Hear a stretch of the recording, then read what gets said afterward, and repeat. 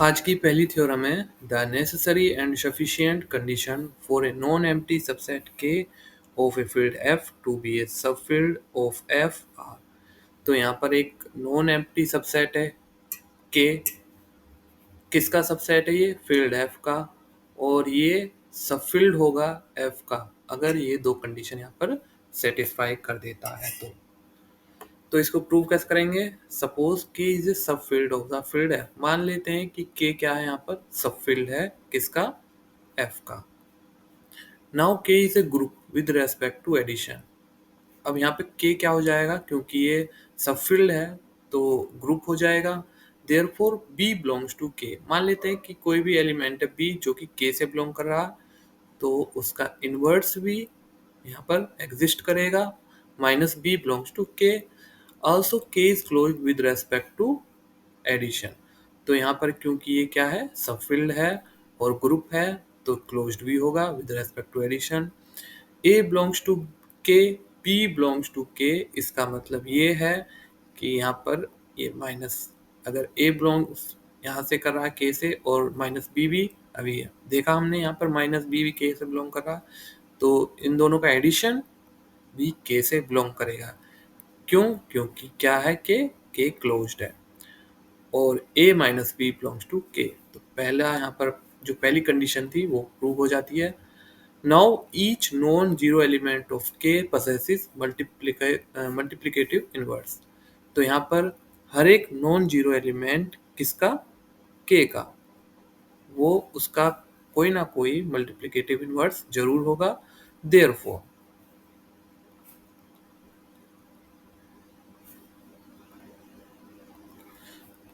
B, यहाँ से एक के से एक एलिमेंट लिया है बी जो कि नॉन जीरो है, तो उसका इनवर्स भी के में होगा। But K is closed with respect to multiplication. लेकिन के यहाँ पर क्लोज्ड है विद रेस्पेक्ट टू मल्टीप्लिकेशन क्योंकि के क्या है? सब फील्ड है।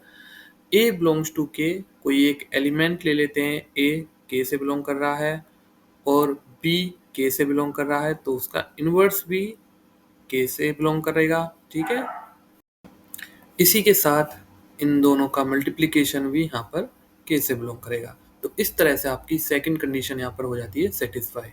Hence the condition is necessary. अब हम इसका उल्टा लेके चलेंगे। The condition are sufficient. Suppose K is a non empty subset of F. मान लेते हैं कि के क्या है? यहाँ पे नॉन एम्प्टी सबसेट है किसका? एफ का। The condition 1 and 2 satisfy. तो जो आपको कंडीशन दी गई थी वो इस बार हम क्या मान लेते हैं? गिवन है। और हमें क्या प्रूव करना है कि ये एफ जो हमने अभी सबसेट माना है वो सबफील्ड होगा।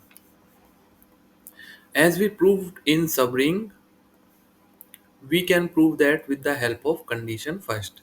ठीक है, तो k with respect to यहाँ पर operation addition is an abelian group. Now let a belongs to k। तो मान लेते हैं कि a k से बिलोंग कर रहा है। फ्रॉम सेकंड वी हैव, अब हम सेकंड कंडीशन का यहाँ पे यूज करेंगे। a k से बिलोंग कर रहा है और a यहाँ पे नॉन जीरो है, तो a अगर k से बिलोंग कर रहा है तो उसका यहाँ पे कंडीशन अगर लगाएंगे तो कंडीशन क्या थी? ये थी। तो यहाँ पे मैंने b को भी a मान लिया, तो क्या होगा? a इनवर्स, मतलब कि a इनवर्स 1 और 1 आपका k में आ जाएगा। तो ये आपका 1 k में आ गया। Now 1 belongs to k, therefore from second, फिर से सेकंड वी हैव। अब क्योंकि हमने देखा कि यहाँ 1 आपका k से बिलोंग कर रहा है और फिर से एक एलिमेंट a लेते हैं जो कि नॉन जीरो है, जो कि k से बिलोंग कर रहा है, और सेकंड कंडीशन का यूज करते हैं, मतलब ये वाला। अब इसमें a को 1 मान लेते हैं और b को a मान लेते हैं, तो क्या आएगा? 1 a इनवर्स। तो इसका मतलब ये है 1 इंटू a इनवर्स का मतलब a inverse belongs to k, क्योंकि अभी आपका k में था, तो ये आ जाएगा। मतलब कि a का इनवर्स भी k में बिलोंग कर रहा है। Each non zero element of k possesses multiplicative inverse। Now let a belongs to k। अब हम फिर से a लेते हैं जो कि k से बिलोंग कर रहा है, b लेते हैं जो कि नॉन जीरो है, अगर नॉन जीरो है तो उसका इनवर्स भी जरूर एग्जिस्ट करेगा, मतलब कि बी इनवर्स बिलोंग्स टू के। और यहाँ पर हम फिर से सेकंड कंडीशन का यूज करेंगे, और ये जो आपका यहाँ पर सेकंड कंडीशन है इसमें आप ए और बी इनवर्स, ठीक है। तो यहाँ पे क्या करोगे, ए की जगह तो ए ही रखोगे, लेकिन बी की जगह आप क्या रखोगे यहाँ पर, बी इनवर्स। तो बी इनवर्स का मतलब ये है कि बी इनवर्स का इनवर्स बिलोंग्स टू के, और आपको पता है इनवर्स का इनवर्स वापस से बी ही बन जाएगा। तो ये आपका आएगा a b belongs to K. Also if b is equal to zero, अगर आपका बी यहाँ पर जीरो हो जाता है तो ए बी आपका जीरो हो ही जाएगा। Zero belongs to K, a b belongs to K for all a and b belongs to K. अब यहाँ पर बाकी जो प्रॉपर्टी हैं आपकी बची हुई वो भी सेटिस्फाई हो जाती हैं। क्यों? क्योंकि वो आपके एफ पर सेटिस्फाई हो रही हैं, तो इसलिए के पे भी वो सेटिस्फाई हो जाएंगी। इस तरह से सब फील्ड होने के लिए जितनी भी कंडीशन थी वो सारी की सारी सेटिस्फाई हो जाएंगी, और इस तरह से आपका ये जो थ्योरम थी ये भी प्रूव होती है। अगली थ्योरम है, prove that the intersection of two ideals of a ring R is an ideal of R. तो यहाँ पर इंटरसेक्शन अगर लें दो आइडियल का तो वो भी अगेन क्या हो जाएगा, आइडियल हो जाएगा। तो कैसे प्रूव करेंगे, let S and T be two ideals of ring R. मान लेते हैं कि एस और टी दो आइडियल हैं ring R K, then S T are subgroup of R under addition. तो यहाँ पर क्या होंगे, सब ग्रुप होंगे under addition. Therefore S intersection T is also a subgroup of R under addition. ये हम पहले ही प्रूव कर चुके हैं कि इंटरसेक्शन सब ग्रुप का वो दोबारा से क्या हो जाता है, subgroup. Now late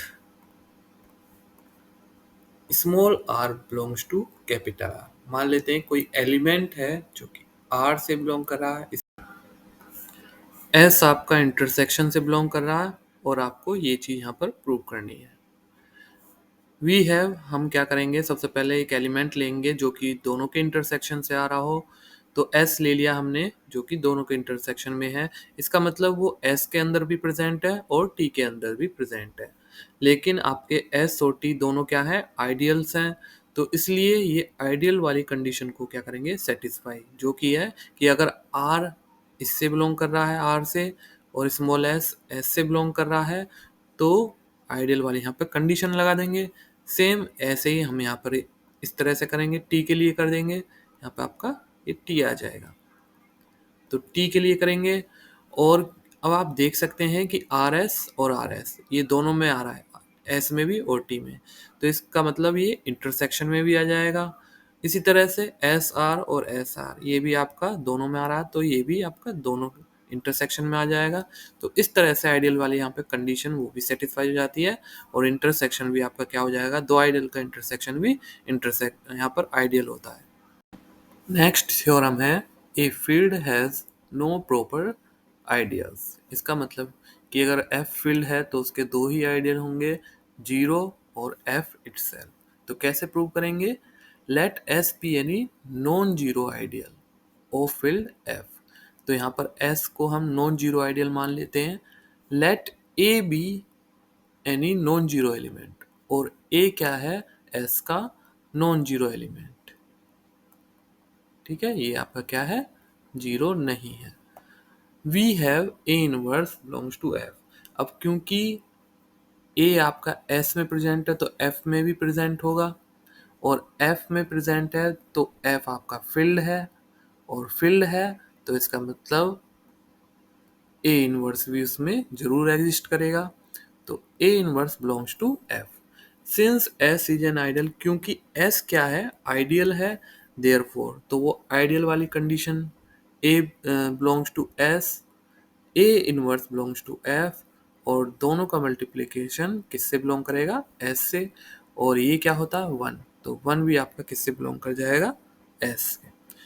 now let x be any element of F. मान लेते हैं कि एफ का कोई भी एलिमेंट ले लिया हमने, x, then one belongs to S, अभी हमने ये चीज देखी कि वन क्या है, एस से बिलोंग कर रहा है, और एक्स आपका एफ से बिलोंग कर रहा है, तो आइडियल वाली कंडीशन लगाएंगे। तो one into x belongs to S, इसका मतलब ये है कि एक्स आपका एस से बिलोंग कर रहा है। तो आप देख सकते हैं thus each element of F, हर एक एलिमेंट एफ का वो आपका एस से बिलोंग कर रहा है। इसका मतलब एफ आप क्या हो जाएगा, यहाँ पर सबसेट हो जाएगा किसका, एस का। लेकिन शुरुआत में तो हम लेके क्या चले थे कि एस क्या होता है, एफ का सबसेट है, क्योंकि एस क्या है, आइडियल है, तो एफ का सबसेट है। तो ये तभी पॉसिबल है जब एस आपका एफ के बराबर हो जाए। तो इस तरह से आपकी ये जो थ्योरम है ये भी प्रूव होती है।